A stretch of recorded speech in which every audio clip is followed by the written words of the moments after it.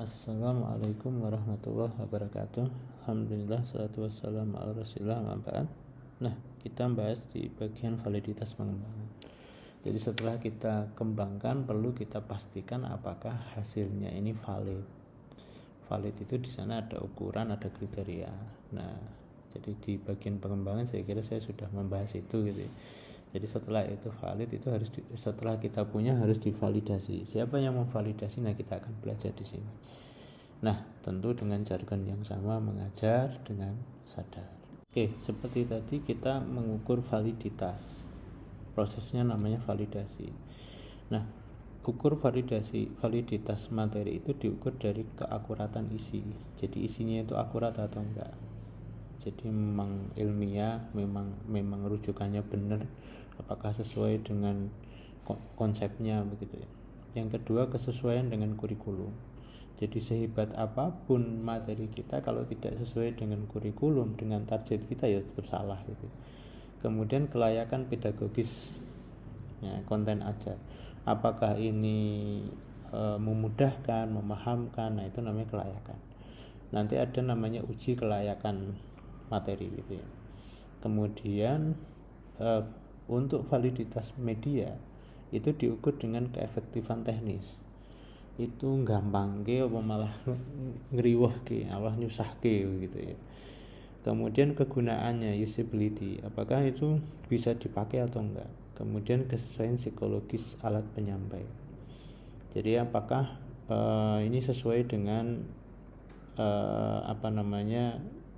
kondisi anak, karakteristik mereka dan seterusnya. Jadi anak SD dia kinestik tentu akan berbeda dengan anak SD, anak SMP yang dia audiovisual. Konon produk valid meningkatkan hasil belajar 25-40%. Untuk validitas media itu ada 3, ya intinya sebenarnya cuma 2 sih. Satu adalah analisis isi, yang kedua adalah analisis substansi, yang kedua analisis media, baik itu di materi maupun di media, ya 2 itu. Jadi isi media itu ya tetap dibahas, itu substansinya, tapi juga medianya itu juga dibahas. Nah, ada beberapa validitas yang dipakai. Satu, validitas teknologi. Nah, ini kalau kita terkait dengan teknologi, dengan uji usability biasanya pakai SAS kuesioner ya, kuesioner SUS, dan kompatibilitas perangkat. Nah, skornya itu harus lebih dari 68. Nah, kita diskusi besok bagaimana bikin uji ini. Ya, kita berlatih di situ di kelas insyaallah. Validitas desain adalah dengan cara penilaian prinsip multimedia atau uji A/B testing. Nah, jadi tes A, B, desain antarmuka. Kemudian standar kepatuhan pada 6 prinsip multimedia. Jadi kalau pakai multimedia ya ini harus ada 6 prinsip multimedia yang bagus, coherence, signaling, dan yang lain-lain. Kemudian validitas interaksi dengan cara observasi keterlibatan pengguna, engagement analytics. Jadi kalau medianya sudah dicoba, ternyata yang aktif, yang interaktif itu hanya 10, padahal muridnya 70, ya itu gagal kan itu. Kemudian standar waktu interaksi itu harus lebih atau sama dengan 70% durasi media. Ya, jadi kalau mau bikin media ya bukan medianya, atau harus ada interaksinya. Oke.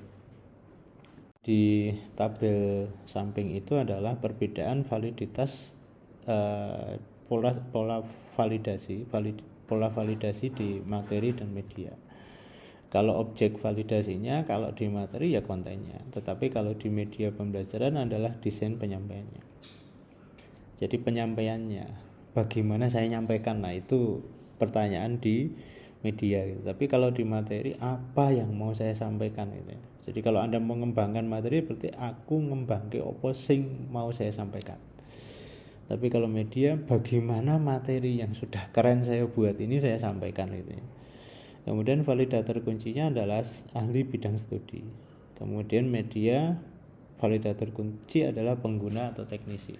Ya kalau terkait dengan teknologi ya harus cari teknisi. Kalau kemudian nggak ada teknologi, misalkan media relia, ya yang penting muridnya apik, seneng, ya bahagia, interaktif kira-kira. Dan seterusnya, kita diskusi saja gitu. Oke, untuk validitas materi kita melibatkan 3 cara gitu. Ada 3 cara. Yang satu adalah expert judgment. Expert judgment itu melibatkan 3 ahli bidang studi, pedagogik, kurikulum.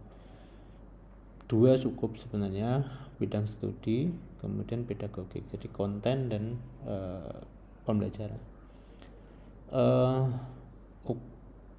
Cara menganalisisnya adalah responnya pakai content validity index. Ukuran validnya adalah ketika ECVI yang setuju itu di atas 0,78, sementara SCVI-nya 0,90 di atas itu. Yang kedua, usability testing. Nah, ini dengan kita berikan